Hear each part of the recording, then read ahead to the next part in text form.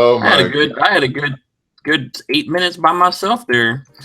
I was listening and I was like, oh, I wasn't listening. I'm like, man, I Oh wish I hear what crap! he's saying. Okay, we're live now. Okay, we're trying this for the 100th time, guys. Thank you for joining us on our 22nd episode of Breaker Debates. I have with me who decided to join with me again, and thank him for his patience, Mr. Ken Phillips. Hello, everybody. We're So hopefully, back. hopefully we're good with this. We had to go ahead and start a new one. I had a lot of technical difficulties on my end, but that's all right. So in fact, I'm just going to shut up, Ken. I'm going to let you go ahead and start us off. We're continuing our discussion with the Marvel versus DC comics. Yes, we've covered where they're at in media, like TV, animation. We've seen not necessarily into the comics themselves, but into the movies. Which one we had better strength with, which ones we had better enjoyment with. And now tonight we're going to be hitting on teams. Which groups, which teams do you like the most in the Marvel and DC world? One of our topics when we kind of tried this round one last night was which teams are out there that provide good stories? Who puts the stories out there that people enjoy? And I found an article on a website called The Vulture that was talking about some of the teams. This is the 12 teams that define superhero storytelling, whether you agree or not. And I'll let you, Narik, as soon as I get done with this little list, throw some feedback Yes. in here. Because some of these we talked about last night, Yeah. getting our stuff going on. But for those who didn't get into that conversation last night, we talked about Justice Society of America, or the JSA, which was kind of more of your 1940s, 1950s original Justice League.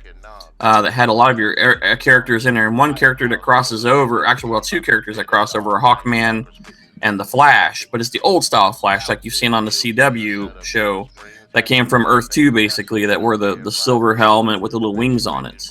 Yeah. But we have our Justice League of America that we know now, with the Martian Manhunter, Green Lantern, and all that good stuff. The Fantastic Four coming in from Marvel on that one. Mm-hmm. Let's keep on scrolling here. Adventure Comics, the original Yes. storylines. That's where your Superman came from. Very first, most valuable comic on the planet is a Superman or Action Comics #1. We come through a couple more. Some of these are kind of obscure groups, so I'm going to kind of burn past a little of those. But we have our X-Men that are in there. Suicide Squad's in there with the characters that we very well know. Boomerang, Deadshot rolling in there. Your more modernized X-Men are in there. Birds of Prey. And then they're throwing in the Avengers. Okay. So kind of Okay. throwing those groups. Granted, I didn't give you all 12, but I hinted on some that we have talked about on our side discussions. But they also come from both Marvel and DC universes. So your thought process, Narik, which ones of those teams, or do you have other lists that you might come across that provide better storylines, or what one draws you in? When it comes usually to the storylines, it's about three things that allow me to enjoy the comical arcs. Honestly, it's the group of superheroes that are going to be in it, not even just superheroes, just the characters themselves are going to be in it. A villain that is memorable, but does have their personality and does pose quite a threat. And of course, I want to see new twists, new angles, new perspective. Those are the things that really get me when it comes to comics, and their Fresh story arcs. perspectives. Yes, yes. Um, of course, what you were saying. We have the Avengers. Because of the movies, I'm more into the Avengers now. I've always been into the Justice League. Of course, you have the X Men. They have great story arcs. You had the Dark Phoenix arc. There was also the Rise of Apocalypse. Yes. Yeah, and as I was telling you the other day, I was going over the Blackest Night, which as I was reading through that, I thought that was a pretty interesting take on the whole Green Lanterns. Which again, the Green Lanterns are another great team as well. And it's not just the Green Lanterns, too. I mean, there are more colors. Yes. Sinestro went to the yellow. You've got red, blue. Green is the ones that we know, more of the law-abiding ones. Yeah. Blue. There's blue ones. Yep, there's blue, red, yellow, green. I believe there's also. Don't quote me. I don't want to sound stupid here. Let's go look up Green Lantern Corps while we're talking. I don't want to I do sound think stupid. I think there's an orange and a pink one too. I do remember a pink color. Let's see all the Green Lantern Corps we have here. In fact, Star Sapphire was a part of the pink one. She became one of them. Yeah, the more ones that we know are definitely the green. Yes. But there's so many. I mean, even just in their storyline alone. I mean, there's so many stories just in that little world. Yes. That you have to deal with. I mean, we've seen the Green Lantern movie that came out. Actually, it's the only one that's been out. I mean, granted, we talked about costuming was good and what we would expect, but the movie just kind of let us down a little bit there. Yes. Going through that. And there's some really interesting bad guys as well in there, but I was trying to find all the Green Lantern Corps, but we'll come back to that in a minute. But what other storylines? We talked about Apocalypse. You know, you talk about memorable bad guys. Let's go into some memorable bad guys. Who's some of your top, I guess, bad guys that have caught your eye, caught your storylines, and brought something to the table that you remember? I'm a bit biased because I like. There's a majority of female characters that I do like. That kind of overshadow some of the more obvious bad guys. But to be on fair and be more accurate in this conversation, I would sit there and like to think he's a decent character. I do like Magneto. He's kind of like a tragic villain. Of course, I like the Joker. The Joker is one of my favorites. I like Clayface. I like Poison Ivy. I like going to switching back between Marvel and DC. I do like my favorite character in the favorite villain in the whole DC side of things is Harley Quinn. Got a thing for the Harley Quinn. She's my number one. She's a kind of a tragic character in her own way. And granted, the Joker came from a crime family and ended up the way he did, but he basically made her the way she is. Yes. So much crazy. I've always kind of had a bad thing. I think for the bad guys in most movies. I don't know why. I just always kind of like that. The James Bond, the bad guy who knows everything. He's always one step ahead. And, unfortunately, though, we know that the bad guys usually tell you what's going to happen, how it's going to happen, because they think you're going to die, and it ruins the whole movie. Yes. But in the comic book series, you don't really get that. You see a lot of these bad guys showing up. We were talking Darkseid. We saw a hinkling of him coming possibly in the Justice League movie, possibly in the next Superman movie. They're throwing a lot of names out there. One of the ones that caught my eye on the new Superman movie would be Brainiac. Yes. There's been so many versions of Brainiac, from like a humanoid-looking character with little dots on his head to the full biomechanical, alien-looking thing that's out there. But, he's kind of like, we're talking about comparisons of bad guys like Ultron in Marvel World. Yeah, that's the biggest comparison. Yeah. Yeah. So, and who do you think wins out more between Ultron and Brainiac? And who do you think has better motivation? Ultron, well, they don't really get into the true storyline. What you saw in the movies was not quite exactly how Ultron came around in the comic series. Yeah. Ultron was basically going to be a defense mechanism, but it came from Hank Pym, we know from Ant-Man. Yes. His mind was basically mapped to Hank Pym, but in order to protect humanity from basically itself. And Ultron decided that humanity was actually the problem. Mm-hmm. And it became sentient and went on its own thing. And it is a cold-hearted, methodical killing machine. And it has taken entire teams to drop Ultron, at least in one physical form. Yes. In every series that you run across him. But he is zero caring. He does not care. And he's exterminating life. Where Brainiac is more kind of like Brainiac absorbs information, catalogs it, saves it, stores it, and keeps on trucking. It's not a matter of destruction. It's a matter of absorbing. Like knowing all there is to know. Yes. and it's not killing to kill like Ultron is. It's a being that is designed to absorb information. Yeah. And whether it digitizes and you die in the process, so be it. It's not like it's planning to kill you. It's just that's how it does the things. Yes. So I mean, in pure killing power, we got Ultron, but in side effect of Brainiac is basically whatever he absorbs tends not to make it through. So it's I kind of think I personally think that those two are pretty good comparisons to one another. They're kind of the same idea, but they just come from two totally different backgrounds. Um, like I can't really imagine maybe a Dark Horse or Image Comics coming up with a computer AI with the same level of standing out, but come up with a decent story. Like you can kind of how we in America has the big fear about if AI ever became sentient, is basically gonna be Ultron. yeah, Skynet Junior basically. Yeah. Anonymous Skynet Junior. That's what Ultron's going to be. And if Ultron ever came into reality and our reality, Terminator ain't got squat on him.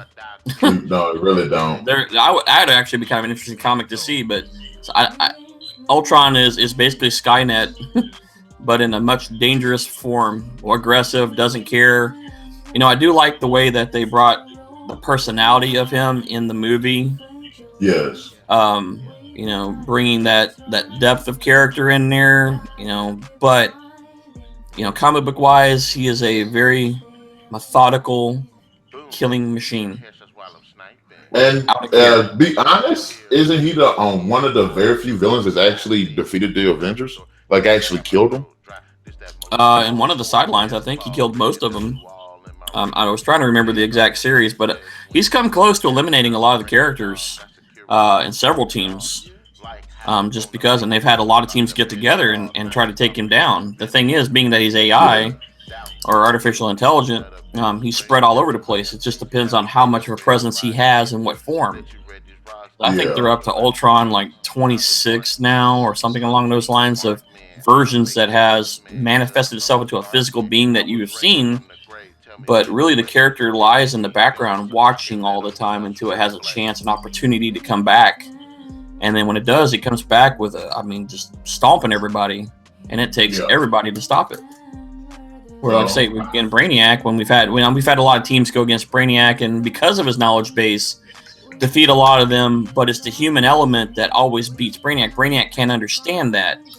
Humans just have a natural drive to survive, no matter what the circumstances. And I think that's what eluded Brainiac in the animated series and comic series. Where it says intelligence is only matched by imagination. Yeah. Yeah, so that's kind of how it is. I think. I mean, he's so smart, but at the same time, without creativity, that's like the only thing that can possibly match that. So I can't understand it. It's a concept that eludes the character. Mm-hmm. Humanity eludes it. Why are you still trying? I mean, obviously, I'm more superior. I'm more dangerous, and I can wipe out all of you. But you're still trying. Why? Why do that? Why don't you just let me absorb you and be part of the, the Borg collective, if you want to use the term for your Star Trek fans out there? Be part of the collective. Be part of the knowledge base. Why are you fighting me? And there's actually been another character in film that actually says something close to that. Agent Smith from The Matrix. Yes. So I think when it comes between the two, I think maybe Brainiac pulls off the more computer ass. I'm not sure. I'm kind of in between with them. I like both of them.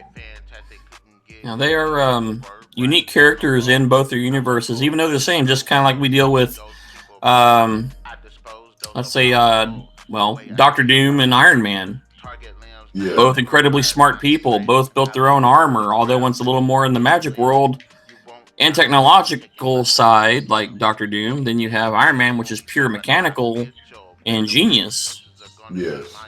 You have those characters. I think you always have some kind of crossover between Marvel and DC. You have either that darker, edgier character that we see in the DC world, The darker, edgier teams, more grittier, more violent. Whereas the Marvel world's a little bit more lighthearted, even though they have probably more in-depth stories. They expand into more worlds than we do see in the DC world. We see a lot more stories. Like I say, we've been watching the Marvel universe, cinematic universe, for the last 10 years now, coming out and reintroducing people who have never probably seen comic books, and little kids who have never seen. I mean, they know what superheroes are. They see them on TV. They see like stuff like Teen Titans, the animated series of Teen Titans. They see Spider-Man animated series that are out there. We have several animated movies that are out there that have been released over the last few years. DC probably taking the lead in animated series, as we talked about our last chat. But Marvel has taken over the movie aspect, where DC really controls that animated. And so you get a mixture of those stories, and these people are now seeing these characters come to life, where you and I have known them in physical comic book form for years, and we've read these comics and collected them and done a good job of keeping our collections and diving into these characters, and we know more into the story than what you see on the film. So for us, it gives a little extra into learning about seeing these characters come to life on the movie side of the house, where again, kids, I would say even little teens, probably saying 15, 16 years old, really never saw these characters before. They never have read a comic book. They've never seen anything but quick TV shows that just give you a little storyline into the characters, just a tiny dip in the bucket, basically.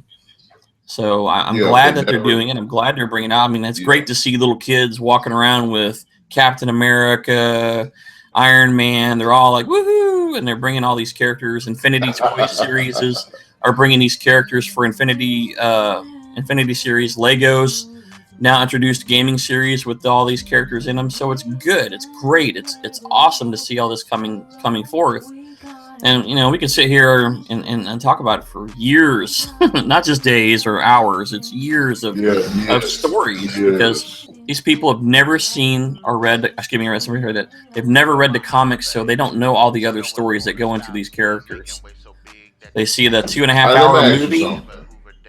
What's that? Let me ask you something. Okay, now basically the two front runners for both Marvel and DC are one of the most I'm just saying prominent, because they each one have about 3 of them. DC has Batman, Superman, and Wonder Woman as its 3, and Marvel has I think a couple more, but I want to say the main ones are Spider-Man, Captain America, and Wolverine. Yeah, more trademarked. Iron Man, you gotta add Iron Man into that, because his presence has been he's had the most movies, most interaction. He's probably the most cross-platform character, whether it's his dad or Tony Stark, Howard or Tony Stark, even in the TV series with blank. Agent Carter. Yes, that's all I had. Agent Carter. And too.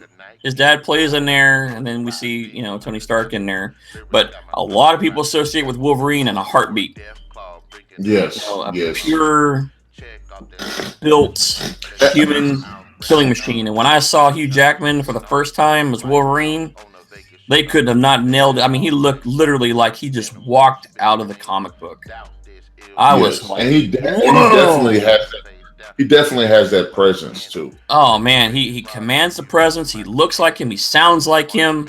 I mean, he was just screaming it. And it's just also just like having Iron Man. Robert Downey Jr.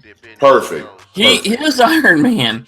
He's had substance abuse problems. He's had drinking problems. He's very, very smart. He's not just some chump actor. I mean, the guy's actually really smart. And so he fits that bill so well that, when I'm reading the comic book and I see him, I'm like, you could not have probably picked somebody better. Yeah, he definitely owns that role. I want to know, who do you think do you like more, Captain America or Superman? and I'm not just saying because of the superpowers, or just them as a character. And also, which one of their storylines do you like better? I like Captain America much better than Superman. I think Captain America to me brings, like, watching the first movie before Winter Soldier, just Captain America the original that we've seen. Yes. Chris Evans brings Captain America to life. You know, the little nerdy kid who always got beat up, but he kept his wits about him. He kept that internal strength. He kept everything to him. He didn't give up. And even when he was given the gift of the super soldier serum, you know, that's what the doctor saw in him. He told him, stay true to yourself. And as you see the character, you know, all throughout the movies, and even in Civil War, you know, he stands up for what he thinks is right. Yes. And he's willing to fight and die to make sure that happens. And that's really one of the things that draws me into the character of Captain America, because no matter what the circumstances, you know, he's lived, well, in the series, at least 90 years. You know, he's gone from the 1940s, World War II, to now modern time, you know, a huge shell shock for somebody already. Yeah. And his moral compass is so much more attuned to the 1930s and 40s to what we have today. And no matter what the circumstances, he's always trying to do what he thinks is best by his beliefs. And I think that's what really attracts me to it. Superman is a good character. You know, I liked when it was portrayed in not the reboot, but the original series with Lex Luthor in it, where, you know, he's getting his butt handed to him. You know, he's been stabbed with kryptonite. You know, he's learning humanity. He's you know, trying to do the best he can, and even in the end, he's, no matter what the case is, he tries, even if he knows he's going to sacrifice himself, he still goes for it and gets rid of the big, you know, kryptonite planet rocks and chunks them. But he gave everything he had. Superman Returns. Yeah, he gave everything he had. You know, and I thought that was really good. I was kind of one of those moments in the movie that I was like, man, yeah, go, do it. But still, all in all, though, I'm going to stick with Captain America. I am. He's always been that natural leader. He's always been willing to stick up for what he stands for. Right or wrong, he's going to stick to his guns. Yeah. And when you come to a series or a storyline, you know, I like the older style of the stories when he's in World War II going against the Red Skull. Yeah. I've enjoyed those. I never really got too far into the series. Trying to find those comics is very hard. Yeah. So, the few that I do have, you know, it was always interesting to see the stories of him, you know, back in World War II, you know, fighting the Nazis, fighting Hydra, you know, going in there. And I like that. I like that style of story. Because, you know, the Red Skull was throwing out all these futuristic machines. Yeah. You know, Skull and him are basically equals, except the Skull unfortunately had side effects and went a little crazy. But he's sticking for what he thinks too. I mean, he's sticking to his guns. You know, Hail Hydra, let's keep on trucking, let's take over the world. Yeah. You know, they're perfect opposites to each other. So, and I like that symbolism too. I like that symbolism that they are the same, but at the same time, their morals are what make them different. Exactly. You know, what, take over the world or protect the world. You know, that's what they do. I like. I gotta admit, I'm a bigger Superman fan than Captain America, and it's not because of his abilities. It's because of the choice that he makes. Because when it comes to Captain America, you know, he's a soldier, and that's his mentality, to protect people, uphold justice, and that's that I can get behind him on that. But the Superman making a moral decision to be like, okay, well, I could use these powers for good. He doesn't have really any training, and I like his backstory too. Although I will say Captain America's is more original, or you know, it's better, I could say, in this sense. I can work with you with Superman in that case, because I mean, you have the most, pretty much in the DC universe, at least hero wise, he is the most powerful character. Yes. And he could easily wipe the planet clean, and nothing could stop him. nothing would stop him. I mean, he would just be that much of a force for good or bad. Yes. In this case, he was raised from a kid and raised right, old school right. An older couple did raise him. So, he learned good values, good core values, and he chose, as you say, to stand up for the right, the good, for those who can't have a voice. Similarity, the characters are fairly identical, except one is super powered and one is super serumed. Yeah. And he's willing to stand up for it. And I have, a great respect for that type of character. I mean, like I say, he has the choice. He could have done whatever he wanted. He could have just lay waste to the planet. Yeah, he could have said, what? There's nobody that can even stop me. I mean, heck, let's just mow over the whole planet and keep on trucking. Or I can subjugate you. Yeah. And now there was a series, the Injustice series, where in the alternate reality, Superman actually did that. Yes. That's kind of where I was driving us towards. Yes. Where, the most powerful man in the universe decides, I'm going to own this place, and decides to do it, and he does. And how do you stop him?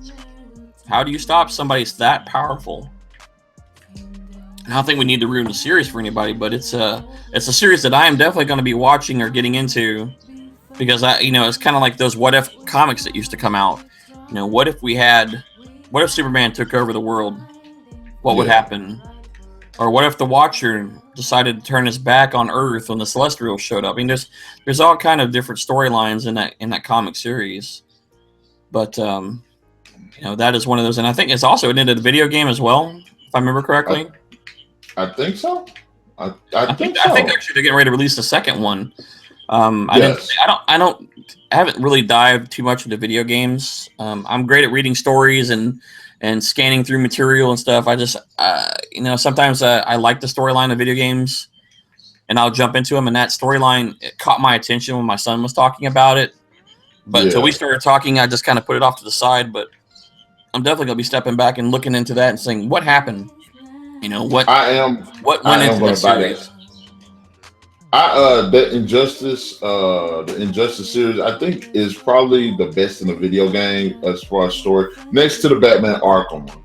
But it's really good, and I like how they do dive into that dynamic about Superman becoming a bad guy, as well as when we was talking about the animated films of how in the Gods and Monsters series, there's another alternate reality where Superman isn't the son of Jor-El. He's the son of Zod.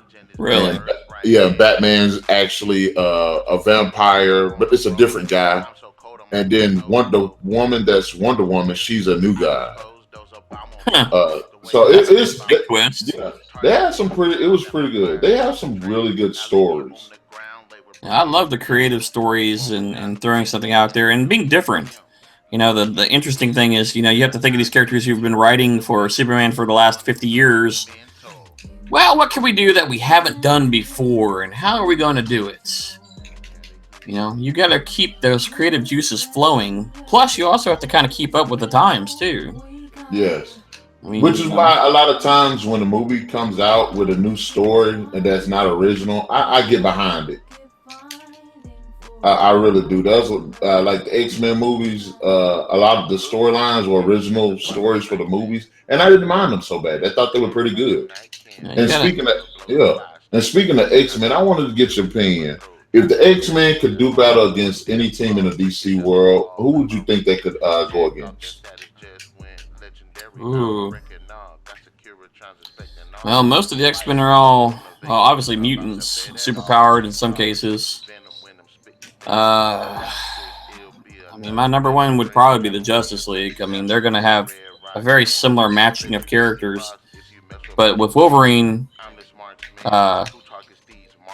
he would definitely be one of their major obstacles, no matter what. The only person that would stand a chance against him would actually be Superman. I think everybody else would get chopped up pretty good with just his raw brute force and a healing ability. Do you think that it would be a match? Because people put it on YouTube where Batman would fight Wolverine. You think Batman could beat Wolverine? Actually, there's a YouTube series that pits a lot of the oddball characters against each other. Yes, I seen a death battle. Well, there's actually two. There's one that's kind of like an animated series. I saw one that was like Wolverine versus some animated battle character, and I cannot remember his name. He's a cyborg, and I mean they were just going at each other, and you pretty much thought X was going to win, and Y just kind of pulls it out at the last minute. Yeah, But that was kind of interesting series. Like Batman versus Darth Vader was an interesting crossover. I laughed. That was hilarious. I mean, it was cool, but it was hilarious. Deadpool and Domino versus Harley Quinn and the Joker. That was a live action one. That was actually pretty good. There's a lot of those series, and it's great to throw cross teams in there and hit different characters, because you just there's so many similarities between Marvel characters and DC characters. We have Namor, we have Aquaman, we have Superman, or excuse me, we have Batman, we have Iron Man. We have Thor, we have New Gods, we have a Galactus, we have, or excuse me, even Apocalypse really would be a good match in this case too. With Darkseid, I mean, we have our big superpowered monster guys down to the characters who have no superpowers are just super smart. Tony Stark has no physical power whatsoever. In fact, most of the time he's was a half drunk character who has got a genius IQ of over 200, and he builds things. He's a mechanical genius. Where we have Batman, who has learned through his strategy how to build, create, speak different languages. I mean, he's an all-around, knows just about everything. And then he also has the physical aspect of it, where he uses his body with assistance, very similar to Iron Man's armor, but he's not encapsulated in a full armor, mechanical armor. But equally, they're the same style of character that go against each other. That would be one to actually kind of see. I would like to see Iron Man versus Batman. That would be kind of an interesting sideline. Even I would actually like to see Darkseid versus Apocalypse. Or Darkseid versus Galactus. Or Darkseid versus Thanos. Or, Parallax versus Galactus. Yeah. Mordok. Bring those characters. Bring the Hive in there. We have so many good teams, and we got many bad guy teams too that are out there and doing a crazy comparison. I mean, it's just insane how many storylines and characters we have. One of my favorite storylines has been Secret Wars, the original Secret Wars. Yeah. And that's where you brought, I mean, you thought Civil War had a lot of characters in it. Wait till you see Secret Wars, where a character named the Beyonder comes in, decides to see who's the mightiest. All the bad guys in the world, all the superheroes in the world are split onto a battle world, and they're pitted against each other, given each and every advantage they can have. And, they get into it. And, you have to read the series. I'm not going to tell you how it ends, but I mean, it ended up relating to a Secret Wars 2, which was not so much bad guy versus bad guy, but a character trying to understand humanity. How, after the results of Secret Wars and seeing what happened there, that same character decided to come to Earth and see it for itself. Yeah. And find out what's going on and get into humanity and why we are the way we are. What drove those characters in Secret Wars to do what they did. So, some pretty cool stuff. That's probably one of the more interesting comic series that I really got into. In fact, I think I actually own all of them, at least Secret Wars 1 and probably half of Secret Wars 2. Was a series I was definitely active in keeping up with. So do you think that the Secret Wars arc maybe parallels the Civil War arc in Marvel? Well, hold on, or did I say that backwards? I'm going to have to say I can't really relate the two that are going to be together, because when you're dealing with Civil War, the whole thing was about registration, and as you watch the movie, the Accords were basically allowing the government to control the superhero teams, and then registering, making all superheroes or Inhumans or whatever the case may be, register with the government to be accounted for and controlled. And that's why the big spark of Captain America is like, that's not right. each side has a winning argument, but that was what it was designed to do, was spark your, put it in a real world perspective.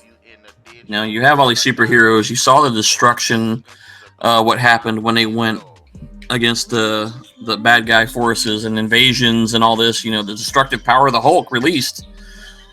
There was, what you don't think about in comic series, you see them all smashing everything, but you don't realize that every building they're hitting, every laser blast, people are dying. Yeah, people are in there. There are people who are dying. I mean, they show you the few that get saved, but in that series, people died. They just Marvel and all them really don't bring it out saying 10 million people died in this building today because of you guys punched a hole through it with a big whale monster. They don't equate that. They just say, hey, they saved the day and everything's cool. But the Accords were kind of saying that bad things have happened. You need to be held accountable for what you've done. You just can't walk around with superpowers and just blow up a building for the heck of it. And that's what the Accords were trying to do. And then when you saw Batman versus Superman, when you see Bruce Wayne cruising up in his little Jeep, screaming and watching Superman and Zod fight each other.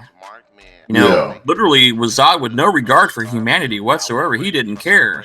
So, and Superman's trying to direct him and deflect him from killing all these people, but in the fight, he has no control of where he gets knocked through. He's trying to limit that damage, but that's what drove the Bruce Wayne character to be against all the superhumans and saying, these people are bad. Superman's bad. There's nothing we can do to stop him because he's so destructive. And that's why they even had that Senate hearing was, Superman needs to be held accountable for his actions. The similar storyline, where Secret Wars was more of a character trying to understand humanity through good and bad, where Civil War is more of accountability and what's right and what's wrong. Does that make sense to you? Yeah, makes total sense. And I was going to ask you, who would you side with on for Civil War? Yeah.